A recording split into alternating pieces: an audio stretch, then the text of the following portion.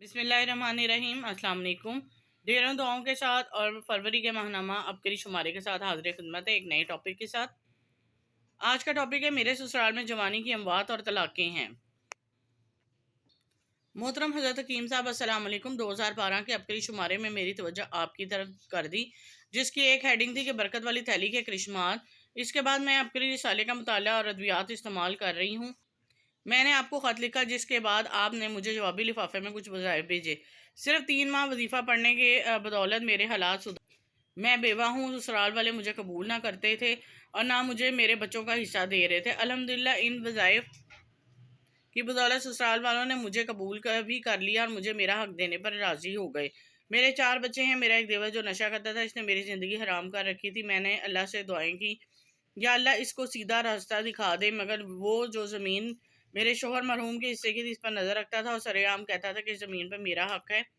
मुझसे रकम का तकाजा करता था। मेरी भाभी ने मुझे कहा कि तुम 3 मरतबा ज़मीन पर हाथ मार कर ये अल्फाज पढ़ो, दुश्मन मगलूब हो जाएंगे। मैंने बगैर सोचे समझे, किसी से पूछे बगैर सिर्फ 3 दिन पढ़ा। मेरा देवर घर से निकला, एक्सीडेंट हो गया। मुझे बहुत पछतावा। मेरी नीयत ऐसी तो ना थी, काश मैं वो अमल ना करती। मेरे ससुराल में सिर्फ झगड़े हैं, अचानक अमवात। बेटियों की शादियां नहीं होती, अगर होती हैं तो तलाक हो जाती है। ज़मीनी झगड़ों के केस चल रहे हैं। मेरे शोहर के दादा लोगों की ज़मीन पर हल चलाते हैं और वो ताकतवर थे। कमज़ोर लोग बददुआएं कर चुप कर जाते थे। इनके बेटों के दरमियान ज़मीन के नाम पर दुश्मनी पैदा हो गई। इनकी 2 बहनें कवारी बैठ गईं, कहीं ज़मीन ना घर से जाए। अब वो रोती हैं कि इनका पुरसाने हाल नहीं है। क्या ये मुकाफत अमल है जो हम इसका खमियाजा भुगत रहे हैं? जी, इस पेज के नेक्स्ट टॉपिक की तरफ चलते हैं। नाना के कारनामे हमारी नस्लें खा गए। मोहतरम हज़रत हकीम साहब अस्सलाम वालेकुम। अल्लाह ताला से दुआ है कि अल्लाह ताला आपकी उम्र में बरकत फरमाए, आमीन। अल्लाह ताला आपको मेहनत कबूल फरमाए, आमीन। आपके वज़ाइफ से हमें बहुत फ़ायदा पहुंचा, हमें बहुत कुछ मिला। आपके दर्द सुनकर बहुत सुकून मिलता है।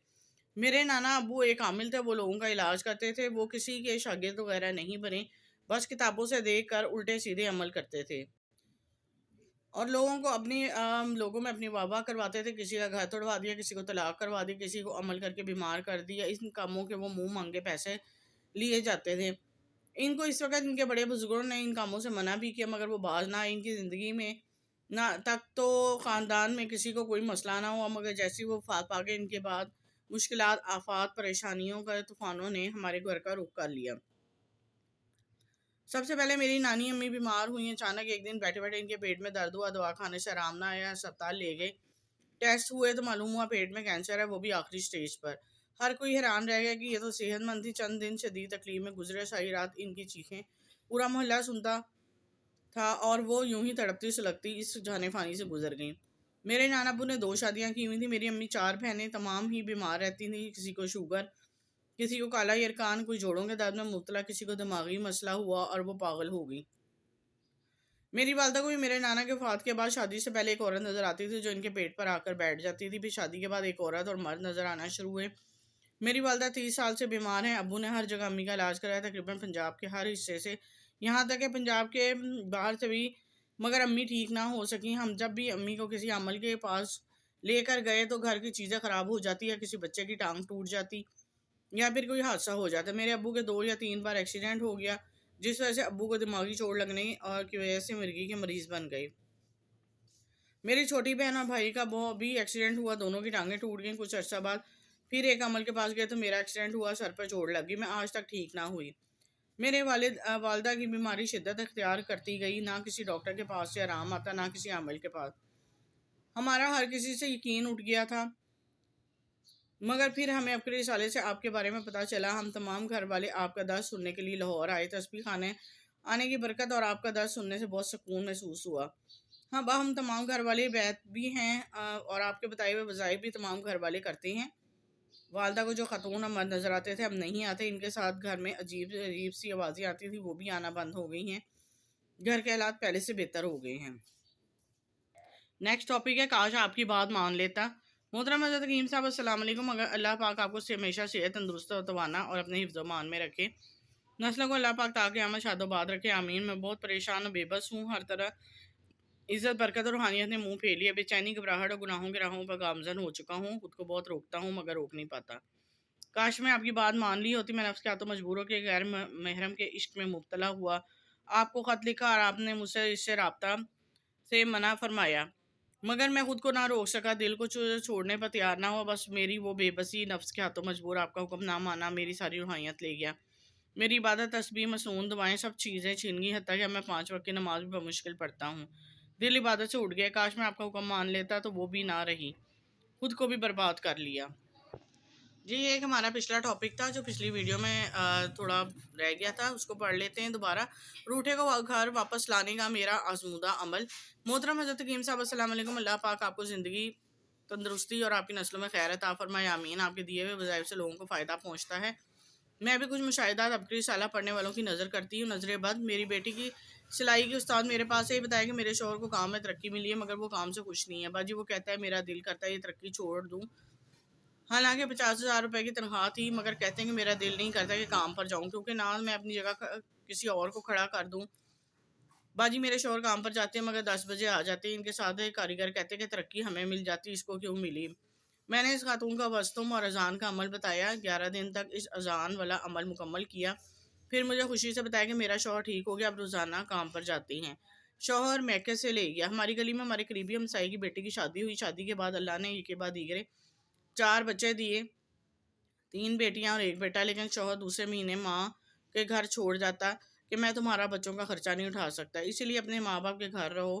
وہ بہت پریشان تھی، کہنے لگی 4 بچوں کے ساتھ میکے نہیں رہ سکتی، مجھے بتائیں میں کیا کروں؟ میں نے کہا یا رب موسیٰ یا رب کلیم، بسم اللہ الرحمن الرحیم کا وظیفہ پڑھنے کے لیے دیا۔ اس نے پڑھنا شروع کر دیا، 20 دن کے اندر اندر اسے کا شوہر اور بچوں کو آ کر لے گیا۔ وہ آئی ہے تو میں نے اسے پوچھا آپ کو وظیفے کی برکت ملی؟ تو اس نے کہا ہاں بہت زیادہ ملی۔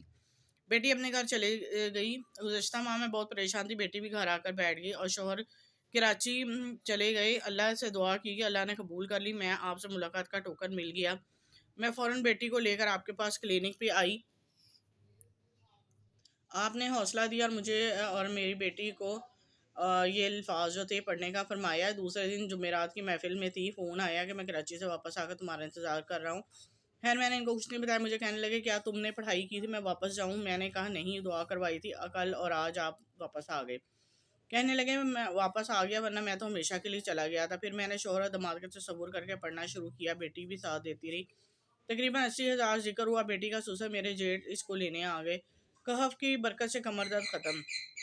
شوہر کی کمر میں بہت سخت درد تھا، مجھے کہنے لگی کہ دم کر دو، میں نے سانس روکا، انگلی پہ کمر پہ 7 بار کہف لکھا، 11 بار دم کیا، ان کو آرام آ گیا اور وہ سو گئے۔ ساس کو خارش سے نجات مل گئی۔ میری ساس کو تقریباً 3 ماہ سے خارش کی شکایت تھی، وہ میرے گھر رہنے آئی تو سارا جسم خارش سے گلا ہوا تھا، جس کی تکلیف سے وہ ساری رات جاگتی اور روتی ہے، کہتی کہ خدا کا واسطہ اس خارش سے میری جان چھڑا دو۔ میں نے ان کو دوائی کے ساتھ یہ آیت سلام علی نوح فی العالمین پڑھنے کے لیے کہا۔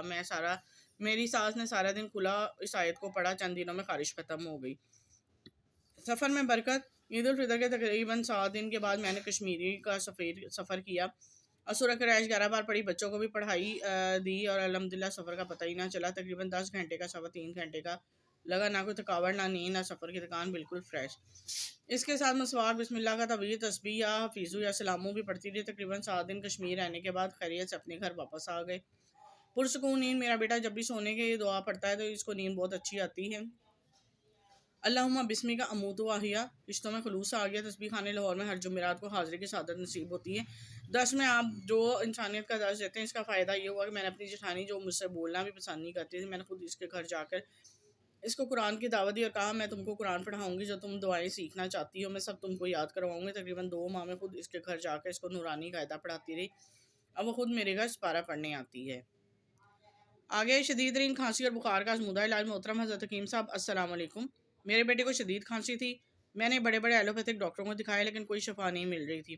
میں نے اسے جرمنی کی نائٹ 30 چند قطرے پانی میں مکس کر کے استعمال کر اللہ تعالیٰ نے چند دنوں میں شفا دے دی۔ اس کے علاوہ وہ آیت 12 آزمائی بخار کتنا ہی شدید کیوں نہ ہو اسے پڑھنے سے اتر جاتا ہے۔ میں نے یہ آیت اول آخر 3 بار درود شریف کے ساتھ کھلی پڑھی، کلنا یارو کونی بردوں و سلامن علی ابراہیم۔